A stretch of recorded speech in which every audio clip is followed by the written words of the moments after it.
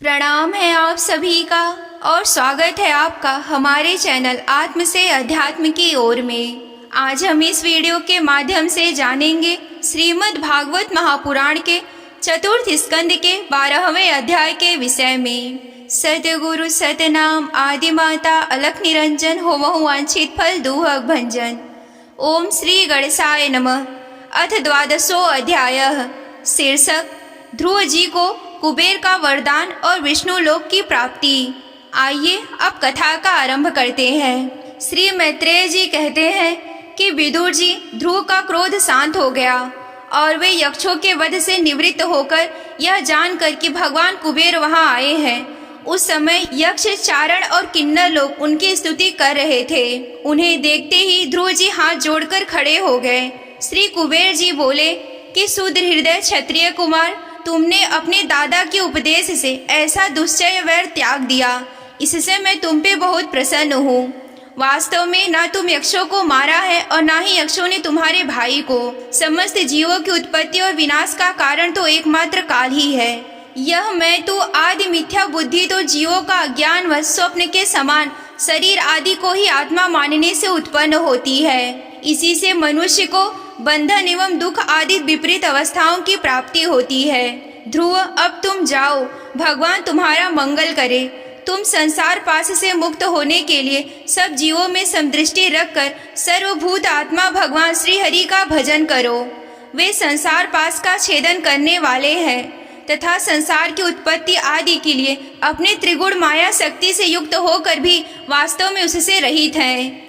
उनके चरण कमल ही सबके लिए भजन करने योग्य है। प्रियवर, हमने सुना है कि तुम सर्वदा भगवान कमलनाभ के चरण कमलों के समीप रहने वाले हो, इसीलिए तुम अवश्य ही वर पाने योग्य हो। ध्रुव, तुम्हें जिस वर की इच्छा हो मुझसे निसंकोच निशंक होकर मांगो। श्री मैत्रेय जी कहते हैं कि विदुर जी, यक्षराज कुबेर ने जब इस प्रकार वर मांगने के लिए आग्रह किया तब वहाँ भागवत महामती ध्रुव जी ने उनसे यही मांगा कि मुझे श्रीहरि की अखंड स्मृति बनी रहे, जिससे मनुष्य सहज ही दुस्तर संसार सागर को पार कर जाता है। इडविडा के पुत्र कुबेर जी ने उन्हें भगवत स्मृति प्रदान की। फिर उनके देखते ही देखते वे अंतर ध्यान हो गए। इसके पश्चात ध्रुव जी भी अपने राजधानी लौट आए। वहाँ रहते हुए उन्होंने बड़ी बड़ी दक्षिणा वाले यज्ञों से भगवान यज्ञ पुरुष की आराधना की। भगवान ही द्रव्य क्रिया और देवता संबंधित समस्त कर्म और उसके फल हैं तथा वे ही कर्म फल के दाता भी हैं। सर्वोपाधि शून्य सर्वात्मा श्री अच्युत में प्रबल वेग युक्त भक्ति भाव रखते हुए ध्रुव जी अपने में और समस्त प्राणियों में सर्वव्यापक श्रीहरि को ही विराजमान देखने लगे। ध्रुव जी बड़े ही शील संपन्न ब्राह्मण भक्त दीन वत्सल और धर्म मर्यादा के रक्षक थे। उनकी प्रजा उन्हें साक्षात पिता के समान मानती थी। इस प्रकार तरह तरह के ऐश्वर्य भोग से पुण्य का और भोगों से त्याग पूर्वक यज्ञ आदि कर्मों से अनुष्ठान पाप का क्षय करते हुए उन्होंने 36,000 वर्ष तक पृथ्वी पर शासन किया। जितेंद्रिय महात्मा ध्रुव ने इसी तरह अर्थ कर्म और काम के संपादन में बहुत से वर्ष बिताकर अपने पुत्र उत्कल को राज सिंहासन सौंप दिया। इस संपूर्ण हृदय प्रपंच को अविद्या चरित स्वप्न और गंधर्व नगर के समान माया से अपने में ही कल्पित मानकर और यह समझकर कि शरीर, स्त्री, पुत्र, मित्र, सेना, भरा पूरा खजाना, जनाने, महल, सुरम्य, बिहार भूमि और समुद्र पर्यटन, भूमंडल का राज्य, ये सभी काल के गाल में पड़े हुए हैं। वे बद्रिका आश्रम को चल पड़े। वहाँ उन्होंने पवित्र जल में स्नान कर इंद्रियों को विशुद्ध किया। फिर स्थिर आसन से बैठकर प्राणायाम के द्वारा वायु को वश में किया। तदंतर मन के द्वारा इंद्रियों को वह विषयों से हटाकर मन को भगवान के स्थूल विराट स्वरूप में स्थित कर दिया। उसी विराट रूप का चिंतन करते करते वे अंत में ध्याता और ध्येय के भेद से शून्य निर्विकल्प समाधि में लीन हो गए। उस अवस्था में विराट रूप का भी परित्याग कर दिया। इस प्रकार भगवान श्री हरि के प्रति निरंतर भक्ति भाव का प्रवाह चलते रहने से उनके नेत्रों में बार बार आनंद अश्रुओं की बाढ़ सी आ जाती थी। इससे उनका हृदय द्रवीभूत हो गया और शरीर में हर्ष हो आया। फिर देह अभिमान गलित हो जाने से उन्हें मैं ध्रुव हूँ इसकी स्मृति भी ना रही। इसी समय ध्रुव ने आकाश से एक बड़ा ही सुंदर विमान उतरते देखा। वह अपने प्रकाश से दसों दिशाओं को अवलोकित कर रहा था, मानो पूर्णिमा का ही चंद्र उदय हुआ हो। उसमें 2 श्रेष्ठ पार्षद गदाओं का सहारा लिए खड़े थे। उनके 4 भुजाएं थी, सुंदर श्याम शरीर था, किशोर अवस्था थी और अरुण कमल के समान नेत्र थे। वे सुंदर वस्त्र, किरीट, हार, भुजबंध, अति मनोहर कुंडल धारण किए हुए थे। उन्होंने पुण्य श्लोक श्री हरि के सेवक जानकर ध्रुव जी हड़बड़ाहट में पूजा आदि का क्रम भुलाकर सहसा खड़े हो गए और ये भगवान के पार्षदों में प्रधान है ऐसा समझकर उन्होंने श्री मधुसूदन के नामों का कीर्तन करते हुए उन्हें हाथ जोड़कर प्रणाम किया। ध्रुव जी का मन भगवान के चरण कमलों में तल्लीन हो गया और वे हाथ जोड़कर बड़ी नम्रता से सिर नीचा किए खड़े रह गए। तब श्री हरि के प्रिय पार्षद सुनंद और नंद ने उनके पास जाकर मुस्कुराते हुए कहा। सुनंद और नंद कहने लगे कि राजन, आपका कल्याण हो, आप सावधान होकर हमारी बात सुनिए। आपने 5 वर्ष की अवस्था में ही इतना तपस्या करके सर्वेश्वर भगवान को प्रसन्न कर लिया। हम उन्हीं निखिल सर्वांगी भगवान श्री विष्णु के सेवक हैं और आपको भगवान के धाम में ले जाने के लिए यहाँ आए हैं। आपने अपनी भक्ति प्रभाव से विष्णु लोक का अधिकार प्राप्त कर लिया है, जो औरों के लिए बड़ा दुर्लभ है। परम ज्ञानी सप्तऋषि वहाँ तक भी नहीं पहुँच सके हैं, वे नीचे से केवल उसे देखते रहते हैं। सूर्य और चंद्रमा आदि ग्रह, नक्षत्र एवं तारागण भी उसकी प्रदक्षिणा किया करते हैं। चलिए, आप उसी विष्णु धाम में निवास कीजिए। प्रियवर, आज तक आपके पूर्वज तथा और कोई भी उस पद पर नहीं पहुँच सके। भगवान विष्णु का वह परम धाम सारे संसार का वंदनीय है। आप वहाँ चलकर विराजमान होइए। आयुष्मान, यह श्रेष्ठ विमान पुण्य श्लोक शिरोमणि श्री हरि ने आपके लिए ही भेजा है। आप इस पर चढ़ने के योग्य हैं। श्री मैत्रेय जी कहते हैं कि भगवान के प्रमुख पार्षदों के ये अमृतमय वचन सुनकर परम भागवत ध्रुव जी ने स्नान किया। फिर संध्या वंदन आदि के नित्य क्रम से निवृत्त होकर मांगलिक अलंकार आदि धारण किए।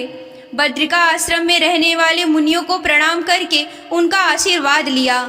इसके बाद उस श्रेष्ठ विमान की पूजा और प्रदक्षिणा की और पार्षदों को प्रणाम कर सुवर्ण के समान कांतिमान दिव्य रूप को धारण करके उस पर चढ़ने को तैयार हुए।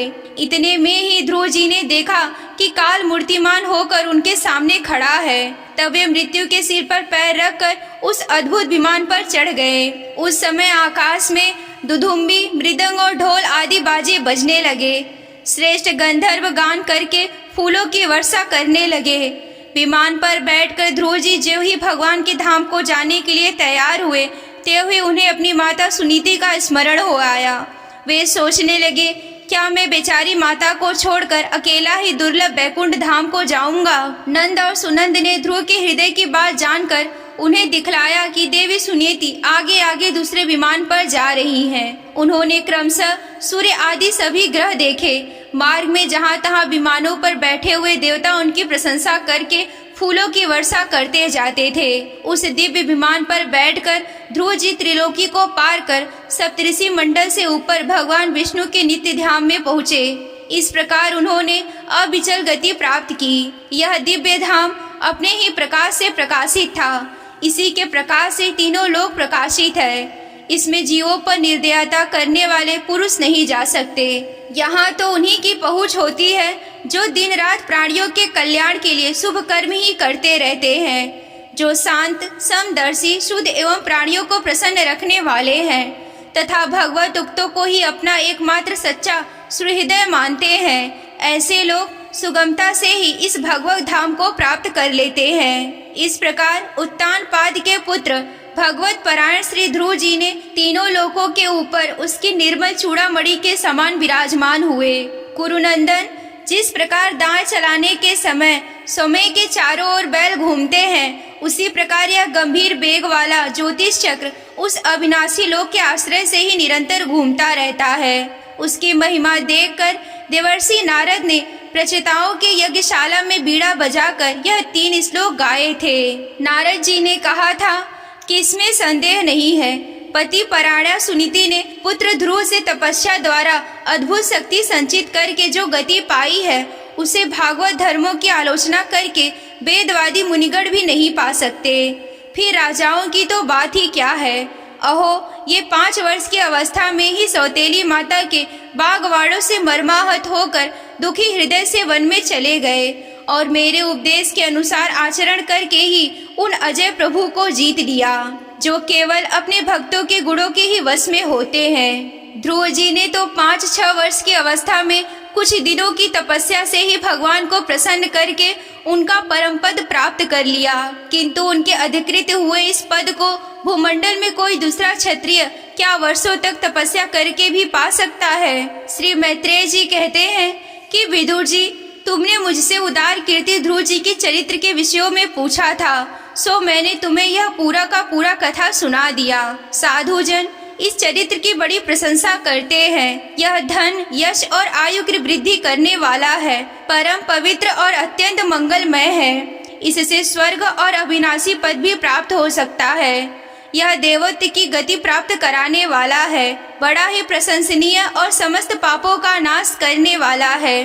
भगवत उक्त ध्रुव के इस पवित्र चरित्र को जो बार बार श्रद्धा पूर्वक सुनते हैं, उन्हें भगवान की भक्ति प्राप्त होती है, जिससे उनके सभी दुखों का नाश हो जाता है। इसे श्रवण करने वालों की शील आदि गुणों की प्राप्ति होती है।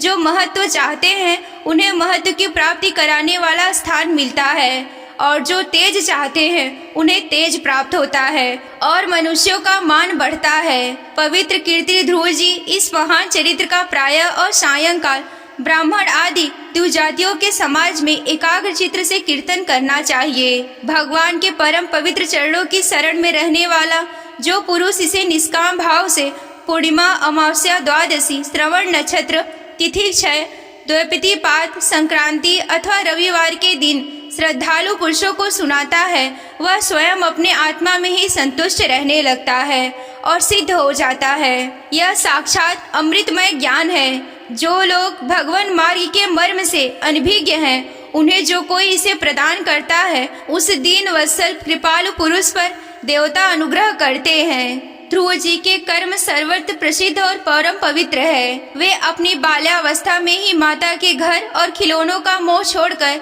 श्री विष्णु भगवान की शरण में चले गए थे। कुरुनंदन, उनका यह पवित्र चरित्र मैंने तुम्हें सुना दिया।